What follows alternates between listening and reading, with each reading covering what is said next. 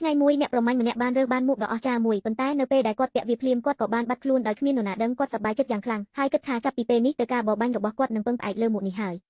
តែមិនយូរប៉ុន្មានគាត់ក៏បានឃើញសេះដ៏ស្រស់ស្អាតមួយក្បាលកំពុងផឹកទឹកនៅមាត់ទន្លេគាត់ក៏បានលុកចូលទៅជិតវាហើយបានបោះខ្សែពូចាប់សេះនោះបានប៉ុន្តែអ្វីដែលគាត់នឹកស្មានមិនដល់នោះគឺស្លាបដ៏ធំមួយគូបានលាតចេញពីខ្នងសេះនោះភ្លាមតាមពិតនេះមិនមែនជាសេះធម្មតាទេតែជាសេះហោះ Pegasus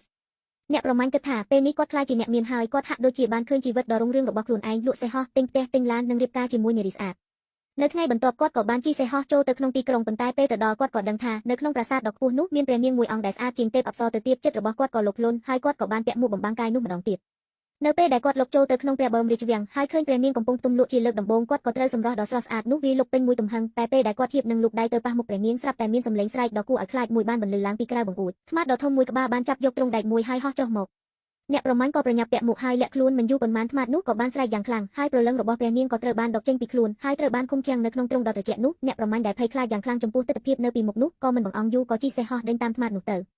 ឃើញខ្មាស់បាននាំព្រលឹងទៅដល់វាលភក់ដ៏គួរឲ្យខ្លាចមួយហើយបានដាក់ទ្រង់នៅលើផ្ទាំងធ្នង់មួយដុំអារក្សដែលមានមុខមាត់កាចសាហាវក៏បានរងចាំនៅទីនោះរួចជាស្រេចឃើញអារក្សបានយកព្រលឹងព្រះនាងចេញពីទ្រង់ហើយបានពាក់ខ្សែមួយខ្សែឲ្យព្រលឹងនោះដូចជាតតាដែលគ្មានជីវិតតាមពិតគឺអារក្សនេះហើយដែលបានដាក់មន្តអាគមលើព្រះនាងវិធីនេះវានឹងអាចកោះហៅព្រលឹងព្រះនាងមកជារៀងរាល់ថ្ងៃដើម្បីបង្ខំឲ្យនាងរៀបការជាមួយវាប៉ុន្តែទោះបីជាព្រលឹងដ៏ទន់ខ្សោយក៏ដោយក៏នៅតែបន្តស៊ូប្រឆាំងដដែ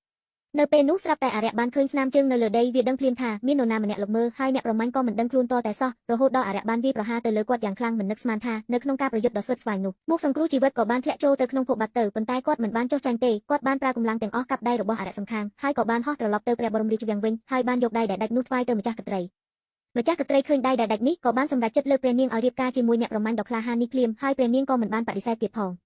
ងតែអ្វីដែលនាងនឹកស្មានមិនដល់នោះគឺគ្រោះមហន្តរាយពិតប្រាកដទើបតែចាប់ផ្ដើមម្ដាយរបស់អារក្សគឺជាទេពធីតាដែលមានអំណាចអស្ចារ្យនៅពេលដែលនាងឃើញកូនប្រុសរបស់នាងត្រូវបានធ្វើបាបដោយមនុស្សលោកនាងក៏ខឹងសម្បាររហូតដល់ញ័រពេញខ្លួនហើយរូបសំណាកនៅក្នុងវិហារក៏បានបែកខ្ទេចខ្ទីទេពធីតាក៏បានបង្ហាញខ្លួនដោយផ្ទាល់ហើយបានបន្សល់ទុកនៅបណ្ដាសាដ៏សាហាវមួយឃ្លាថាក្នុងរយៈពេល30ថ្ងៃបើមិនចាប់ព្រះនាងចងទៅនឹងធ្មធំនៅមាត់សមុទ្រដើម្បីបូជាថ្វាយដល់ខ្ញុំទេខ្ញុំនឹងដាស់សត្វចម្លែកក្នុងសមុទ្រធ្វើឲ្យនគររបស់ពួកឯងលេចក្នុងជ្រកឈាម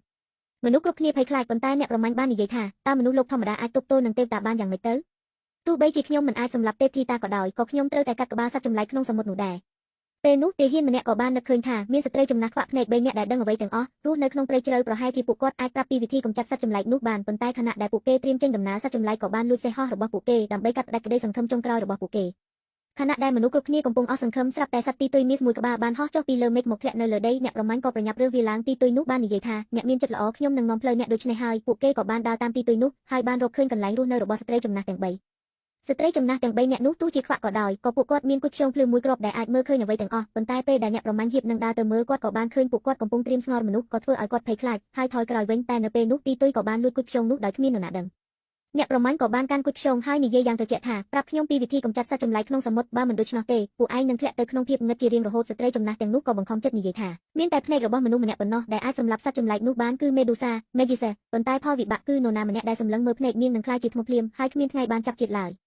អ្នកប្រមាញ់មិនស្ទាក់ស្ទើរបន្តិចណាឡើយគាត់បានសម្រេចចិត្តទៅជួបមេដូសាដែលជាសត្វចម្លែកពូសក់តាមរឿងព្រេងនោះមុនពេលចេញដំណើរទាហានម្នាក់បានឲ្យកាក់មាសមួយកាក់ដល់គាត់ដើម្បីឲ្យគាត់ប្រគល់ទៅឲ្យអ្នកបើកទូកនៅពេលឆ្លងទន្លេអ្នកប្រមាញ់ក៏បានធ្វើតាមពាក្យរបស់ទាហានហើយបានឡើងទូកដ៏គួរឲ្យខ្លាចនោះទៅដល់កោះមរណៈ Island of Death មនុស្សទាំងអស់នៅទីនោះបានខ្លាយទៅជាថ្មអស់ហើយអ្នកប្រមាញ់បានស្រែកប្រាប់ទាហានឲ្យប្រយ័ត្នកុំមើលភ្នែកនាងប៉ុន្តែមិនទាន់ទាំងនិយាយចប់ផងទាហានម្នាក់ក៏ត្រូវបានសម្លាប់យ៉ាងឃោរឃៅហើយម្នាក់ទៀតក៏បានខ្លាយជាថ្មត្រជាក់នៅចំពោះមុខគាត់ពេលនោះអ្នកប្រមាញ់ក៏បានប្រើចំណាំងផ្លាតនៃខែរបស់ខ្លួនហើយទីបំផុតក៏បានឃើញស្រមោលរបស់មេឌូសារួចក៏បានប្រើដាវកាត់ក្បាលនាងភ្លាមបន្ទាប់មកគាត់ក៏បានរុំក្បាលដ៏សាហាវនោះដោយប្រុងប្រយ័ត្នជាមួយនឹងក្រណាត់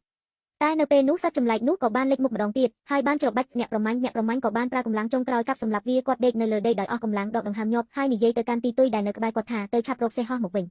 ព្រឹកបន្ទាប់ព្រះនាងត្រូវបានចងទៅនឹងផ្ទាំងធ្មនៅមាត់សមុទ្រហើយពេលនោះសត្វចម្លែកក្នុងសមុទ្រដ៏គួរឲ្យខ្លាចមួយក៏បានងើបចេញពីសមុទ្រហើយហៀបនឹងចាប់ព្រះនាង